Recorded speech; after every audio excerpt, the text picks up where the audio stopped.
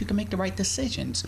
But then we have a heart, so we feel and we emote, and we are passionate about some things, and that should also exude through your pores. But then there's some takeaways, there's some deliverables. Faith without works is dead. Therefore, you have to put your hands to the gospel plow and put in the work so that your tomorrow will be better than your today. Family, if you've been hearing the previous segments, they have been talking about relationships. I am here with Iron Sharpens Iron, and these ladies were going in as it relates to their perspective as it relates to how to treat a man. And they were talking amongst themselves and sharing what they believe to be nuggets of wisdom. However, the men were not represented during segments. So some of that which they shared, I recognize and understand, was biased in nature because it was not well balanced, because they were talking about what they had heard and not what it is that they had experienced from a male perspective. So I had to come on the scene and provide some correction. Because we have to make sure that there is balance and that we are providing the right information so that you can make the right decisions. Yes. Ladies, you hanging in there? You're good? We good. You got your seatbelts on? Oh, yeah. Everything? All right. We ready to ride. I'm going to learn you some things today. Make sure that you're ready. Ain't going to get all huffy and puffy and grab some tissue and start crying and run out the door and, start male bashing and stuff like that, But it's tough love. So sometimes you have to be positioned in a state of mind where you can receive from that which is being poured into you on this day. Would you like to introduce yourselves? I'm Lisa. Dr. Unique. Michelle. And I'm Erma. And Lisa, you are what marital state? I am divorced. You're divorced? Yes, I've been Once, divorced. twice, or 3 times? Twice divorced. Twice divorced. Okay. Okay. Not planned. And Dr. Hale? 23 years of marriage, first marriage. Still married? Still. 23 years later. Okay. I got you by 2 more years. Okay. Okay. Good. This is my 3rd marriage. Your 3rd marriage? Yeah. So you're my currently last. married? Yes. Divorced twice? Yes. You sure? Absolutely. All right. They got laws against that now. So let you know. You be married 2-3 times, but you ain't signed the paperwork on the previous ones. Oh, they all signed. Okay. They all signed. Like ICE be coming up in places and police be coming up here trying to take you away. Oh, no. Okay. Praise the Lord. Okay. And you, my dear? 3rd marriage, but remarried to the one that I was married to the 3rd time. So. Whoa. Okay. This is your 3rd marriage? My 3rd marriage. So married 3 times? Yeah. But the one you're married to now, yeah, you were married to before? Yeah. And you were married to him during the 1st time or the 2nd time? I'll say the 3rd time. Was he the original one? He was. No. No. The original one died. Okay. Oh. So you can't remarry him because... No. Okay. That's not going to work. Sometimes you'll be getting all spiritual. Okay. Hey, the Married in the spirit. Yeah. The second one did what? He died. He died? Yeah. What you be doing to them? I didn't do nothing to him. They say They that the says, one closest to them, more than likely, because of the insurance paperwork and the beneficiary. No, sir. I had divorced them before they died. You did it the wrong way. Trying to help you out here. Girl, we gonna talk offline about how to do this thing. You gonna keep doing this remarry thing? You gotta get it right. This is the last one. God joined me together again with this one. Okay. And I know he did. Okay. All right. Being that you went there, what's different about this one than the previous ones? Well, you mean the ones that died? Well, yeah, because you said this one. No, you mean this one right here? The previous ones, God wasn't involved. No. God wasn't involved in those 2. When did you get saved? Just like recently? or? No, I've been saved a long time. Well, if you've been saved a long time, then how could You didn't God say not me. been involved in the previous Well, ones? the first one, God was involved with it in order to do me like he did Abraham. He brought me out from among my people. That's why that took place. What you do Come wrong? on now. Don't get confused. What did here. you do wrong? I didn't do anything. Oh Lord, here they go. Here they go. That's good. Divorce takes two. Either something you did or something you didn't do. Maybe But it something was- done happened Yes, that caused y'all not to be together, That's right. and it was your fault. No.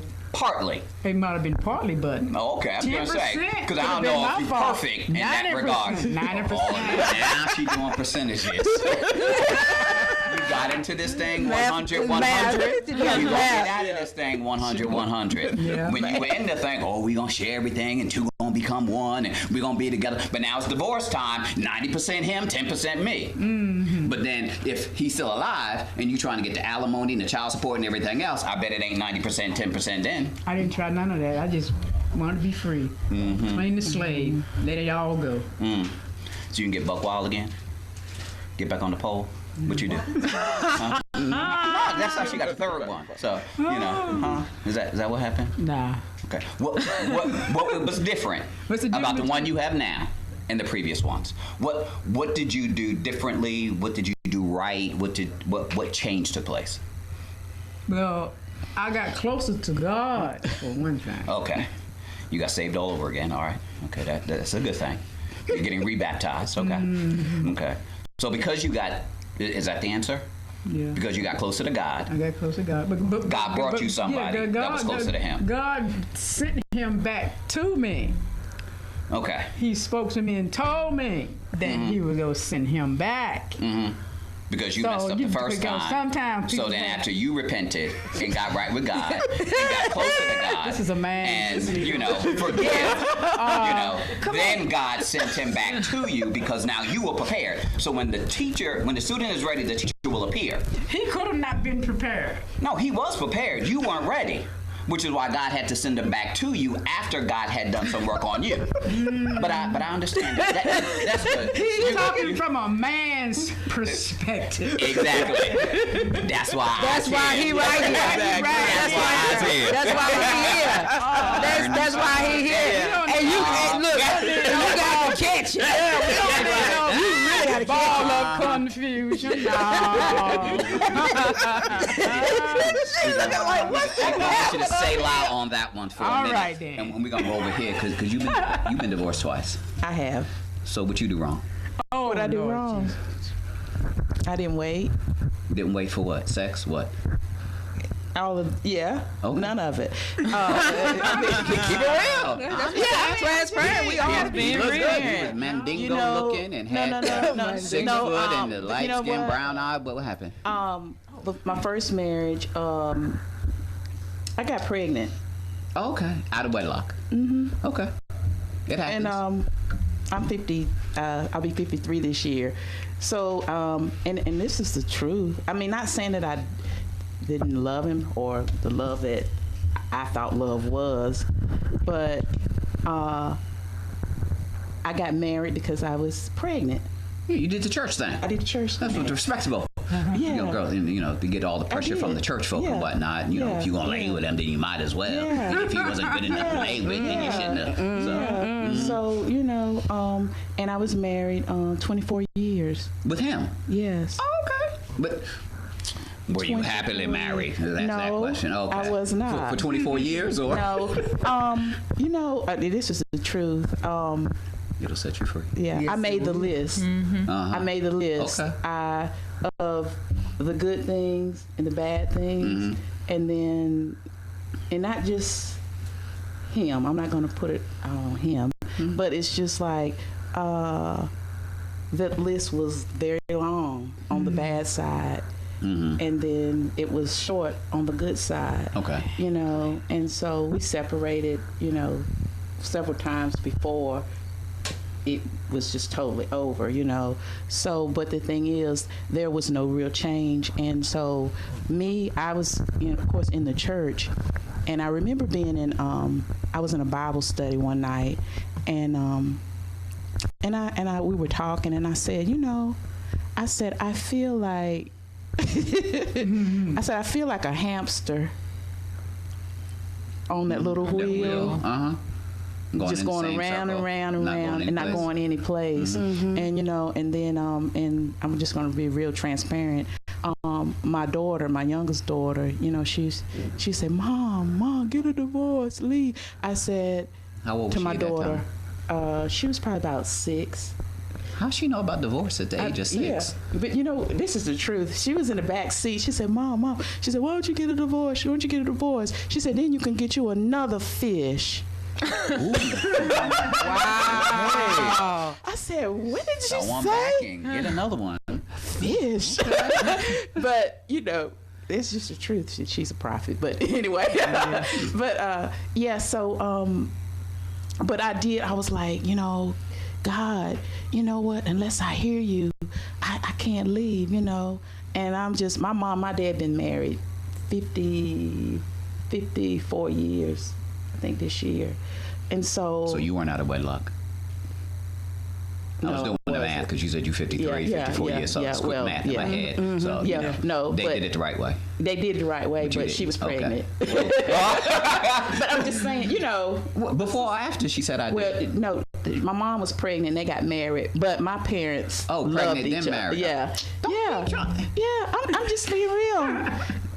It was still pregnancy out of wedlock? Yeah. They were doing the do. They were. Okay. And let me go back. You brought it up. Bring it on up. Because it's generational. It's generational. And that's the point it we're was, making. And I'm gonna. I was a failed abortion. I was a failed abortion. Really? Yeah. And so, and my dad, at the time, he's a minister now, and saved and delivered and all that. But my dad was a heroin addict for years, as long as I can remember. He was on drugs, and so after he said I do, or before he said I do? Well, he was. I think when he was in Vietnam. He was a Marine in Vietnam. Okay. So when he came home, it went from marijuana to heroin. Now, what does being in Vietnam and being a Marine have to do with getting on drugs? Is that a prerequisite? Vietnam. No, Vietnam. Just dealing with Vietnam. No, I'm not giving an excuse. What, if you go to the military and come back, you gonna get on drugs? Is that the story? No, that's not his story. But his story was, it all was rooted in rejection from his childhood. And so, and then when he went to Vietnam, that, added to everything else. It was a coping. Okay. It was a coping mechanism. Right. So you blaming the military like that? Yeah, I know. Represent my military folk. Okay. All right. But I'm just saying it was, to be able to cope with everything, from his childhood and everything. But anyway, so when my mom got pregnant in her high school year, in high school year, senior year in high school, and so. At that time, that was like taboo. You didn't, and I was born in 66. And so she tried to take quinine. I don't know if you're familiar with that, but in taking that quinine to kill me. Right. It didn't work. It didn't work. Because God had a purpose and a plan for your life. God had a purpose and plan for my life. You're supposed to be here. Yeah. And then when my mom was about 8 or 9 months pregnant, my daddy was on drugs really bad, and he was in a car, and she had got her check, and he snatched her check, and he took off in the car, and the car door hit her, and it knocked her up on top of the car while she was pregnant with me. So, and I'm here, unharmed. Walking, talking miracle. But I was birthed in rejection. Yes. It's what my point is. So, so here I am, a little girl growing up, and so I'm at my adult age, and their rejection's still there. So what do? I repeat the cycle. Right. I'm looking for love. All the wrong places. In all the wrong places and all the wrong faces. Bless God. And so, but God, healed me. And so now I'm able to, just be in a place with God, and know that I'm here for a purpose. Yes. Wow. And my name, Lisa, it means God's promise. Wow. You know, and That's so awesome. I sit here today, you know, I feel all of that Renewed, renewed, revived, refreshed, Okay. recharged, regenerated, And currently you're unmarried. and unmarried. If And you'd I'm like to happy. marry Lisa, call 877-342-7770. That's 877-342-7770. We're taking all applications. Make sure that you have all your teeth. Make sure that you are good looking, or at least you're not scaring away young children. Make sure that you have a credit score of at least 780. Make sure that you are gainfully employed in a career, not flipping burgers somewhere and jumping from job to job. Wow. And we want to make sure that she's 53, so you can't be 25. She's not a cougar anymore. So have to make sure that you are somewhat around that age. You know, And you got to be yeah, tall, dark, handsome, all that must. stuff. But No. the $50 application fee is made payable to Dr. Business, and we'll do background checks and run your credit Too report. much. And if you meet the minimum standards, then we will arrange a supervised date with Lisa. Family don't go anywhere. We'll come back and talk some more with the Fast Women of Charlotte here on WDRB Media, the voice of the community. Disclaimer, I don't date. I don't date. So if I'm getting in a relationship with you,